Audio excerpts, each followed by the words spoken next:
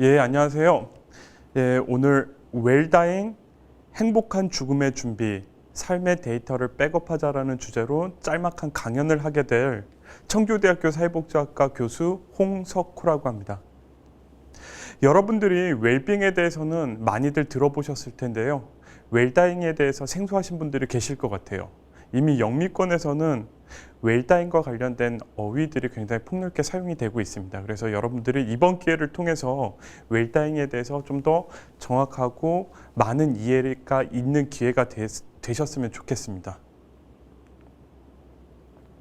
여러분들이 오늘 강연의 타이틀에서도 느끼셨겠지만 삶의 데이터를 백업하자, 이게 무슨 의미일까 궁금해하시는 분들이 계실 것 같아서 먼저 간략하게 설명을 드리도록 할게요.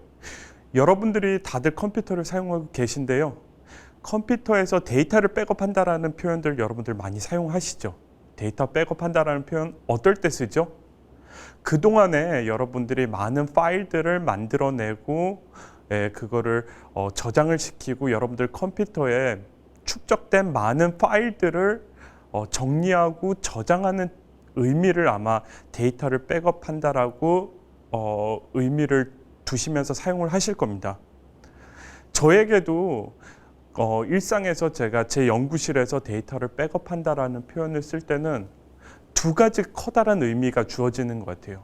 매 학기마다 다양한 과제의 자료들을 제가 만들어내고요. 그리고 자료를 수집을 합니다. 그리고 한 학기가 지나면 저는 한 학기 단위로 컴퓨터에 있는 데이터를 백업하게 되는데, 기존에 있던 데이터를 정리하고 저장하는 측면, 컴퓨터에 있는 데이터들이 날려버리면 굉장히 억울하죠. 그렇기 때문에 데이터를 저장하는 측면도 있지만, 저는 다음 학기에 있을 어떤 학업 계획 또는 교과목을 위해서 새로운 폴더를 만들고 안 쓰는 폴더들을 정리하는 측면, 즉 앞으로 사용하게 될 데이터를 어떤 폴더를 설계하고 계획하는 측면에서도 데이터 백업이 굉장히 중요한 의미를 미치게 됩니다. 영향을 주게 되는데요.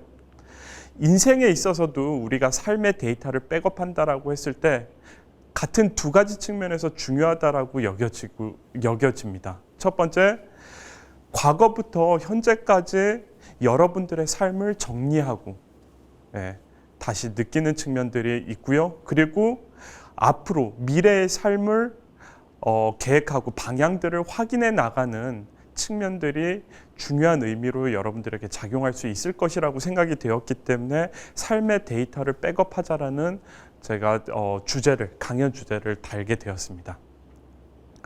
삶의 데이터를 어떨 때 백업할 수 있을까요? 저는 대표적인 예로 노마 할머니의 예를 들게 되는데요. 여러분들 한 번쯤은 매스컴을 통해서 보신 분들도 계실 거예요. 2015년도에 할머니가 페이스북을 뜨겁게 달궜죠. 이 할머니의 사연들이 페이스북을 통해서 전 세계로 알려지면서 다양한 한국에서도 방송 뉴스를 통해서 보도됐던 적이 있었습니다. 이 할머니의 사연은 이렇죠. 말기암 판정을 받았습니다. 하지만 연명 치료를 거부했고요.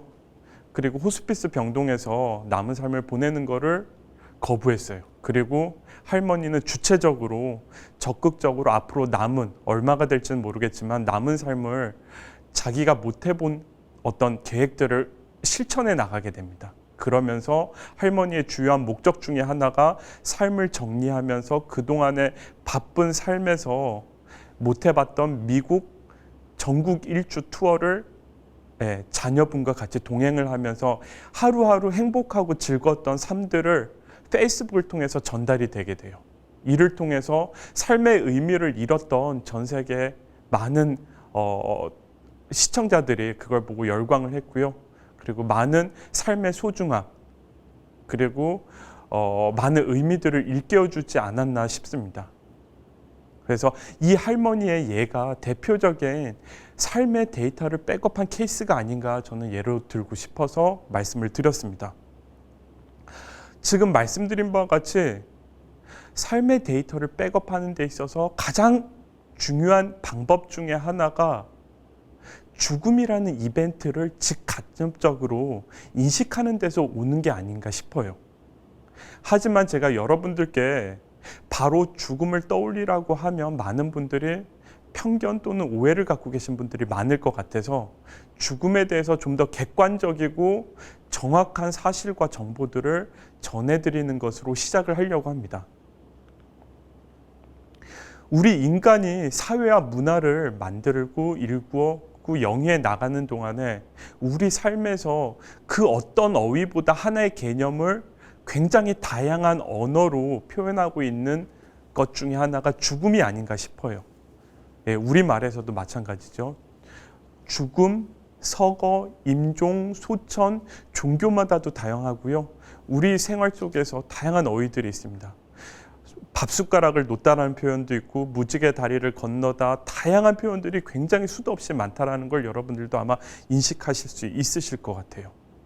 하지만 그림에서 보시는 바와 같이 현대사회로 옮겨오면서 현대사회의 어떤 소비, 사회, 그리고 생산재들을 만들어내고 그걸 소비하는 이런 자본주의 사회로 넘어오게 되면서 어떻죠? 물건을 생산하고 뭔가를 탄생시키는 거에 너무 많은 과다한 초점들이 주어지면서 죽음은 상대적으로 굉장히 타부시되고 부정적이며 어두운 이미지로 그려지는 경우를 여러분들이 많이 보셨을 거예요. 그래서 불과 100년 전만 해도 죽음을 기리는 방식들이 우리 장례 문화에서도 굉장히 바뀌어오고 있다는 걸 아마 여러분들도 느끼실 수 있으실 겁니다. 어떻죠, 여러분들이? 친인척 또는 지인 아니면은 주변에 계신 분들의 어떤 장례식을 한 번쯤 가본 부모님과 함께 가보신 경험이 있으실 텐데 장례식장 어디 있죠? 병원에서도 가장 구석진 곳에 있는 경우가 많죠. 이게 우리 사회의 죽음에 대한 인식을 단적으로 드러내는 부분이 아닌가 싶습니다. 죽음과 관련된 정확한 객관적인 특징을 설명하고 있는 대표적인 학자가 있습니다. 예, 예일대학교에 셸리 케이건이라는 교수님이 계신데요. 이분의 데스 강좌는 예일대학교에서도 굉장히 명강연으로 굉장히 유명한 것으로 정평이 나 있습니다. 이 셀리 케이건 교수님께서 죽음의 객관적인 어떤 4가지 특징에 대해서 설명을 하고 계신데요. 첫 번째, 필연성을 언급합니다. inevitable이라고 얘기를 할 수 있는데요. 즉, 인간이면 누구나 다 죽는다라는 겁니다. 여러분도 죽고요. 그리고 저도 죽고 모든 인간이면 누구나 죽음은 피할 수 없는 운명적인 어떤 과제 같다라고 얘기를 합니다. 하지만 우리가 당연한 명제인 이 사실을 알고 있지만 어떤 전제로서 인간이라면 모두가 죽는다라는 사실을 인식하는 문제하고 바로 내가 여러분 자신이 죽는다라는 이 필연성과 잘 매치가 안 되는 경우가 있기 때문에 죽음에 대해서 타부시되는 문화가 좀 더 깊어지지 않는가 싶습니다.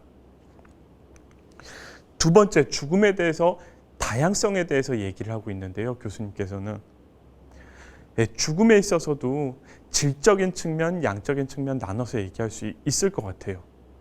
예컨대 누군가는 나이가 20살에 죽는 사람들도 있을 거고요. 누군가는 50에 죽는 사람들도 있을 것이고요. 누군가는 100세까지 장수를 하시면서 사시는 분들도 계실 거예요.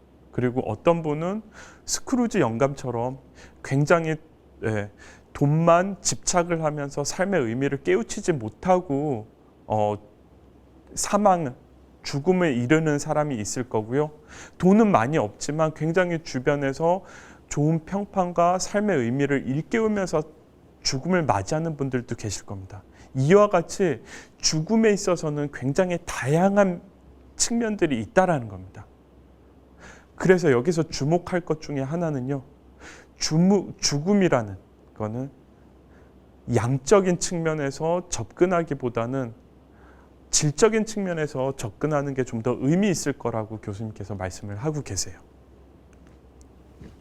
세 번째, 예측 불가능성이라는 측면이 있습니다.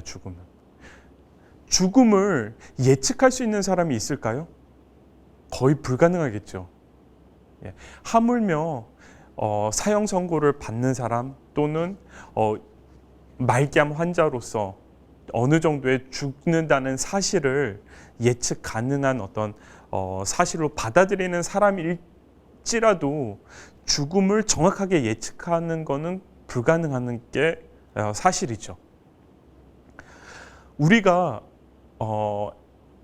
영화에서 보시다시피 우리가 죽음을 예상할 수 있다라고 가정해 보면 어떨까요? 여러분들이 다 수명 시계를 차고 있어요. 나에게 남은 시간은 1567시간 37분이라는 어떤 가정하에 시간이 하루하루 시간이 지날 때마다 수명 시간이 단축된다라고 한번 가정을 해보세요. 이런 경우에는 여러분들이 죽는다라는 사실을 예측한다라는 가정하에 그려볼 수 있는 거겠죠. 그런 경우에 어떨까요? 사람이 죽음을 예측하면 행복할까요? 많은 학자들은 그 반대로 충고를 합니다. 내가 죽는다라는 사실 또는 정확하게 내가 언제 죽는다라는 시점을 인지하는 순간부터 시간이 흐를수록 삶의 행복 지수는 감소할 거라고 충고를 해요. 그래서 여러분들이 하루하루를 보낼 때마다 나의 죽는다라는 정확한 시점을 인지하는 시점부터는 여러분들의 온전한 삶을 살지 못하게 될 거라고 감히 예측 가능할 것 같아요. 마지막으로 교수님께서는 편재성과 관련돼서 얘기를 합니다. 죽음은 어디서든 일어날 수 있다라는 겁니다. 그리고 어떤 시간에서도 발생할 수 있고요. 그리고 어떤 활동을 하다가도 죽음을 맞이할 수 있다라는 사실이 이 편재성과 관련된 특징 중에 하나입니다. 그림에서 보시는 바와 같이 우리가 9.11 테러를 먼 미국에서나마 그 뉴스를 접해서 그 사실을 보도를 접하게 되는데요. 이 9.11 테러가 일어났던 빌딩은 어떻죠?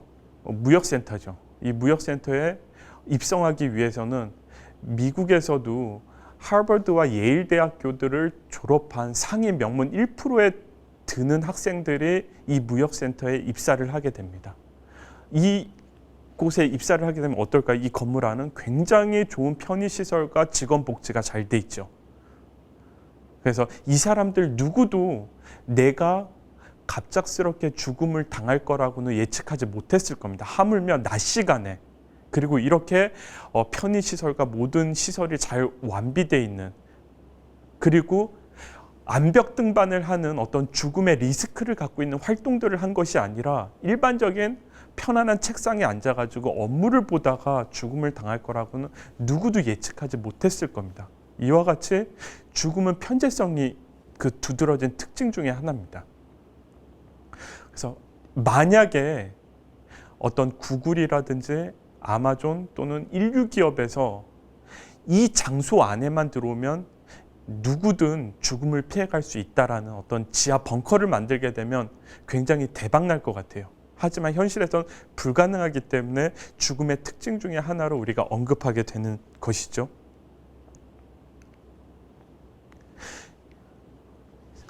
앞서서 셸리 케이건 교수님께서 죽음의 특징에 대해서 말씀을 드렸던 것들을 여러분들께 설명을 드렸는데 아직까지 여러분들이 죽음에 대해서 정확하게 또는 이게 내 사실로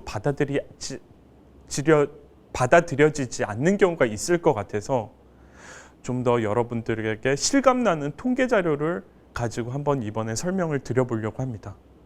통계에서 보시는 바와 같이 왼쪽 상단에 있는 표를 보시겠어요? 우리나라에서 한 해 사망률이 나타나 있죠.